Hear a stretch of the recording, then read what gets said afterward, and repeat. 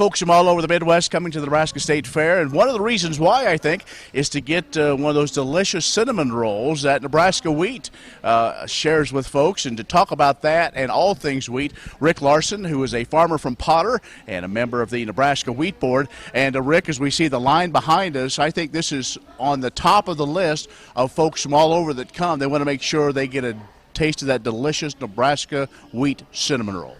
Well, thank you very much, Ken. We appreciate the opportunity to talk about wheat.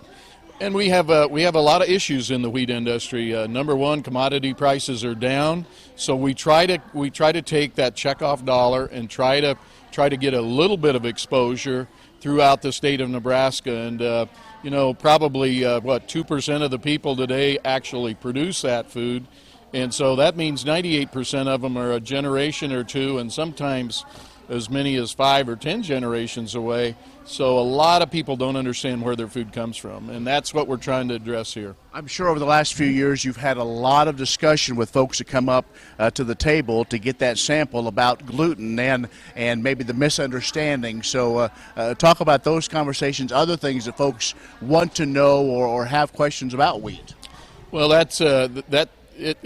we really are challenged by the gluten side of it. We try to take a lot of checkoff money today and work with Wheat Foods Council. The perception and the things that are on the internet are huge issues that we have to make sure that they have the right facts. And if you've got a celiac disease issue, that's one thing. A lot of people, I think just as a fad, get on this gluten kick, and we need to make sure they understand the facts with where their food's really coming from and what it does. There's a lot of studies out there today on gluten, and we've got a big story to tell. So, well, as we talk about getting the facts right, there are a lot of exciting things going on within Nebraska Wheat. A lot of investments being made by the checkoff to enhance not only the wheat quality, quantity, and the whole thing, and to try to again help expand those acres in all corners of the state. Well, that's exactly right. I think looking down the road, I think we've got to probably try to differentiate our products differently than what we have just trying to raise a commodity product. And one of the things that's going, we've got an elevator in south-central Nebraska or southwest Nebraska that about 60% of their wheat production this year was brought in the form of white wheat. And we've struggled with that, but we think IP programs is probably where we're headed. I think we have to differentiate ourselves, and I think that's going to be real critical looking down the road. So the farmer mentality, the way we work with our elevators, I think we've got a long educational process to look at to get some things changed.